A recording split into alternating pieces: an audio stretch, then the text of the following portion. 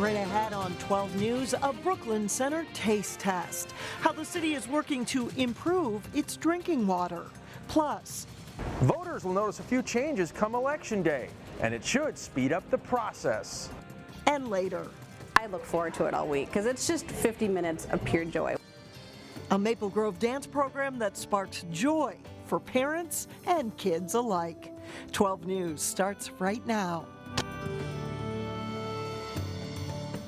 Hello and thanks for joining us. Brooklyn Center officials are considering using a scientific survey to look into water issues. Now, reporter Sonia Goins talked with the mayor about this and joins us with more details. Sonia? Mike and Alex, the good news, the high-tech water treatment facility is improving the safety of water. The bad news, some residents are complaining their water smells like bleach and tastes funny.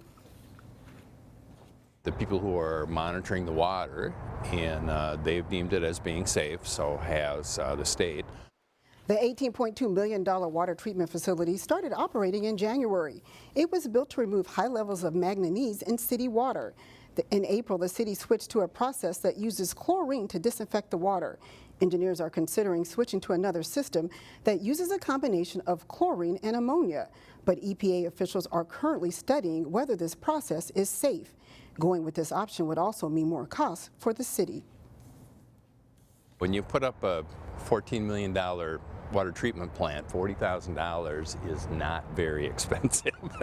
So it's not the money that's involved. The council, I'm sure, would be happy to make that change provided it's safe. If we change the process, we change the taste of the water again. There will be much more copper in the water.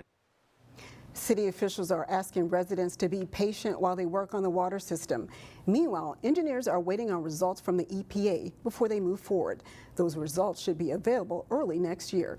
Mike and Alex, meanwhile, a study from the city is coming out in the next newsletter. They want to find out if this is like concentrated to one area or spread out through the city. Right.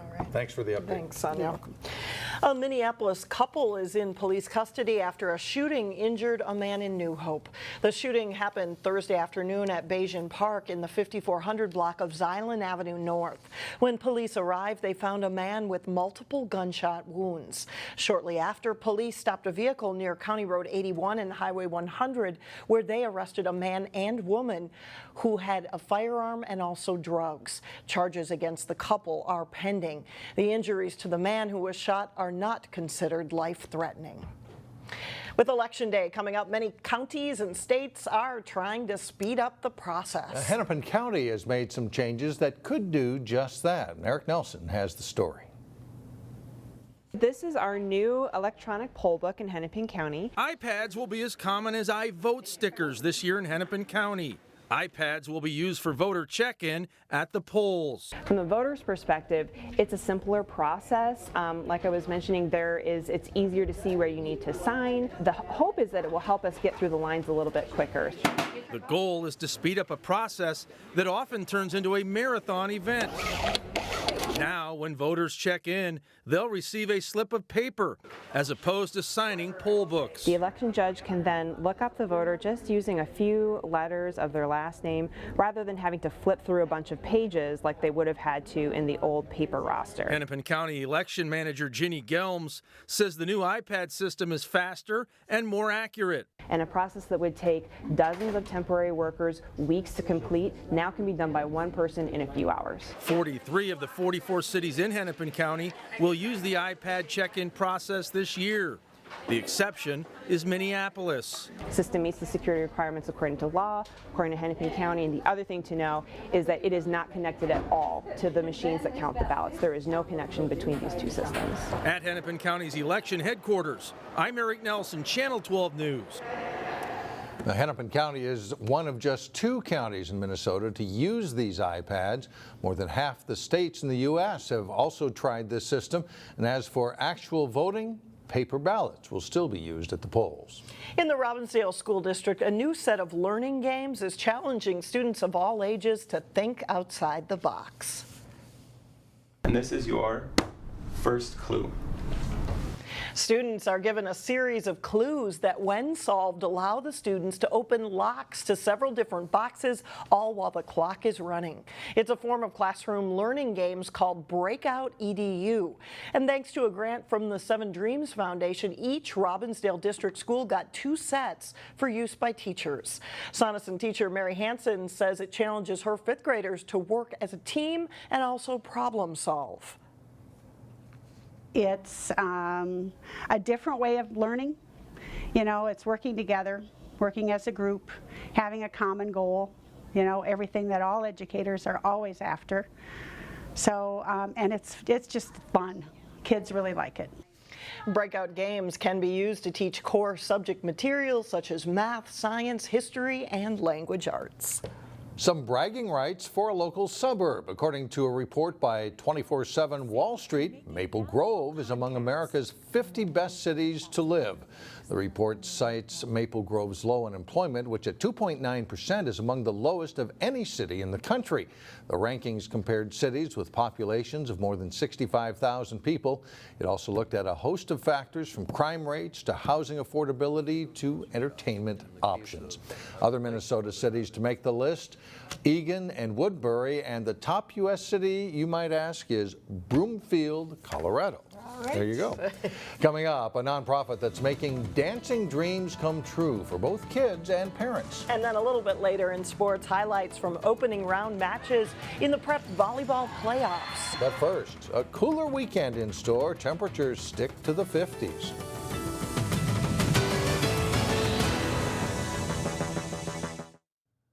Well, if you don't have any plans for the weekend, fear not. That's right. There are plenty of activities to choose from. Neil Persley has details in today's Weekend Showcase. It's Halloween weekend and there are lots of fall festivals and Halloween happenings taking place. If you've never been to the Cooper Craft Fair, it's big. All the hallways of Cooper High School are lined with crafters. It's sponsored by the New Hope Women of Today, and proceeds go to benefit School District 281, as well as provide scholarships and assist in community works. Good Christmas shopping. There's everything from your mittens to your jewelry to your pottery and your glassware and your clothing and sweaters and all sorts of great stuff. The craft fair is Saturday at Cooper High School from 9 a.m. to 3 p.m. Also on Saturday up in Maple Grove from 9:30 to 1:30 in Arbor Lakes, the kids can come out to collect treats at the Fall Festival on Main Street. Kids run up and down the street and the merchants are very happy to see them. They'll get candy, except they might not get it from our dental members. And the whole thing is put on by the Arbor Lakes Business Association. There's also free mini pumpkins and a doggy costume contest. Out at Eastman Nature Center, they're having their Big Woods Halloween. We also have a fun area that we call our Gross Out Grotto, which people can come in and check out our live cockroaches and also some live mealworms, and also they can have a chance to taste a freeze-dried mealworm if they want. It's our Eat-a-Bug Challenge. They'll also have costume character trail with different animals from whom the kids can collect treats. The Big Woods Halloween goes on at Eastman Nature Center from 10 a.m. to 3 p.m. So there are lots of things to do this weekend wherever you might be. For Weekend Showcase, I'm Neil Persley, 12 News.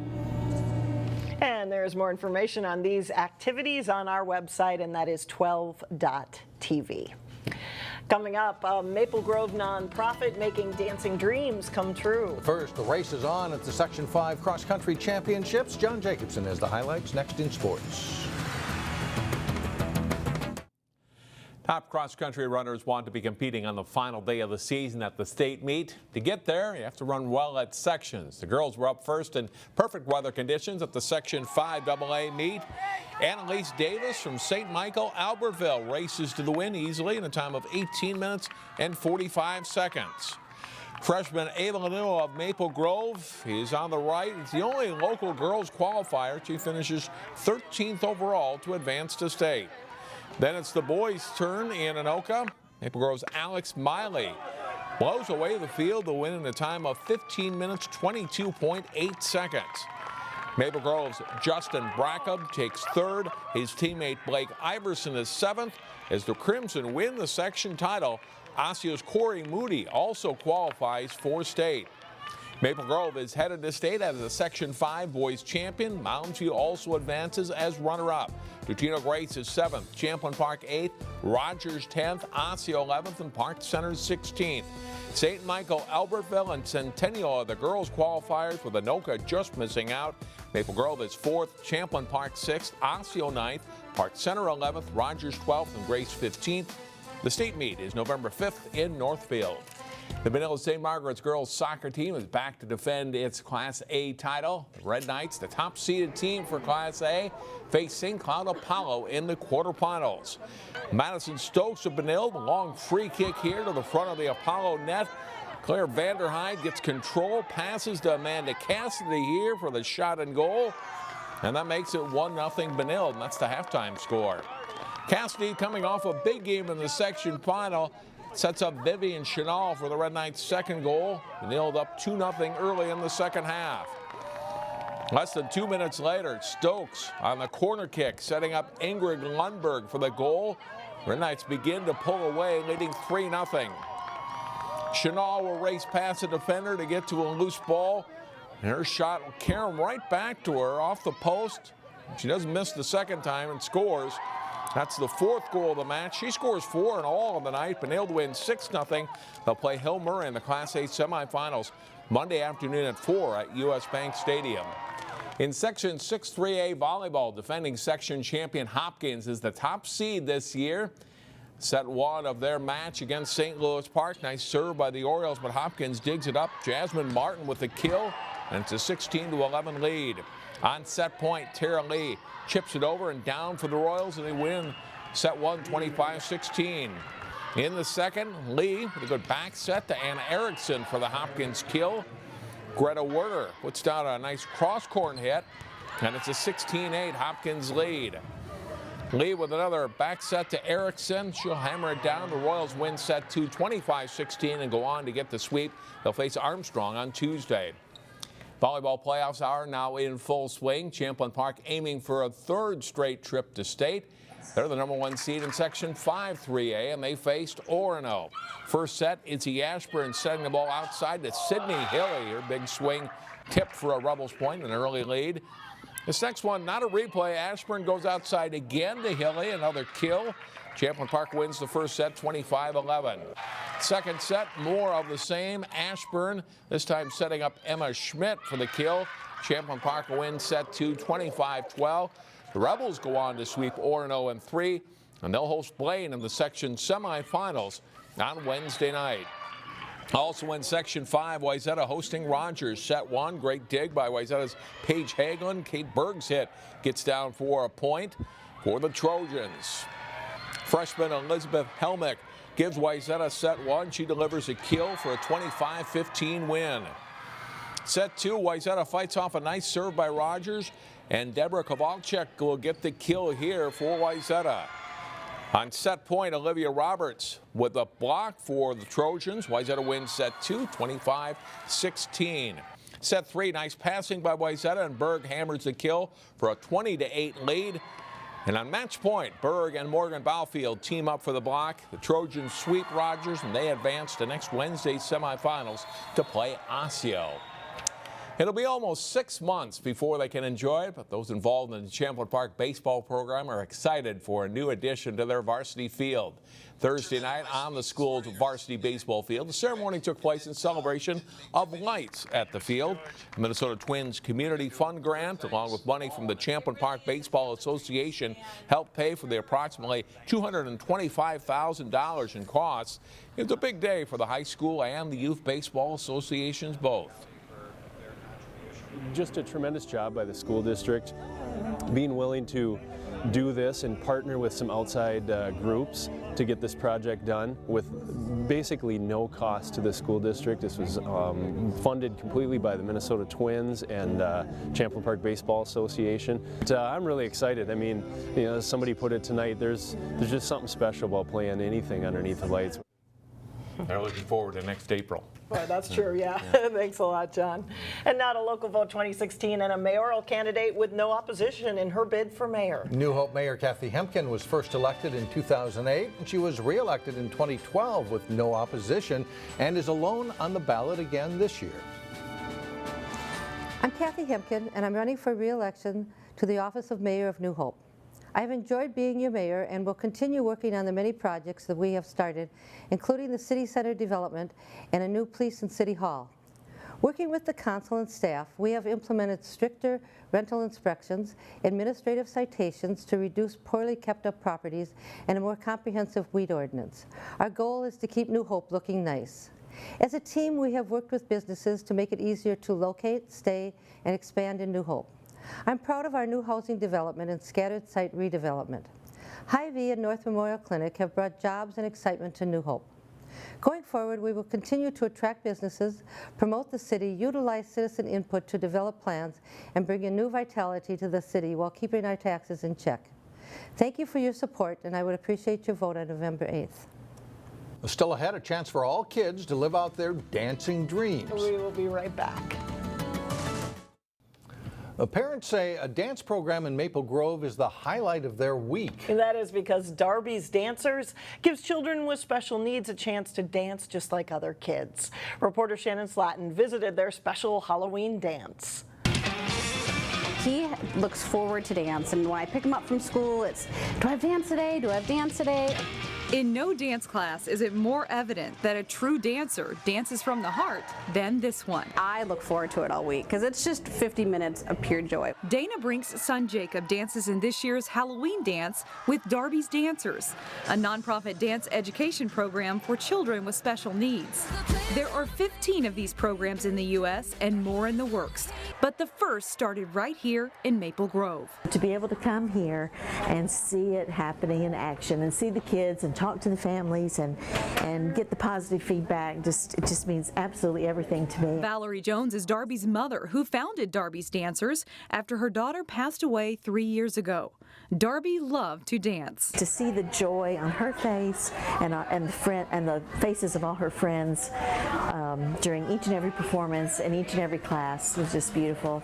And we just wanted to bring that same joy and happiness to as many children with special needs as we could. This program means the world to us. Megan Huggins brings her 7-year-old daughter Ava to class every week, where she is paired up with an older dancer for a lesson. Ava just loves coming every week. She loves working with her coach, Laura. Darby's Dancers helps families make connections and build community. But it's also about having a chance for every kid to dance. When I had my first little girl, I always imagined her being a dancer. And when Ava was born blind, I didn't know how that could happen. And this program has allowed that to happen and help my little dream come true, too. In Maple Grove, Shannon Slatton, 12 News. Darby's Dancers is also completely free for the parents, too. And if you'd like more information, we have it on our website. Just click on the link. So pure joy. I like really that. Cool. That does it for us. Have a great weekend, everyone. We'll see you Monday.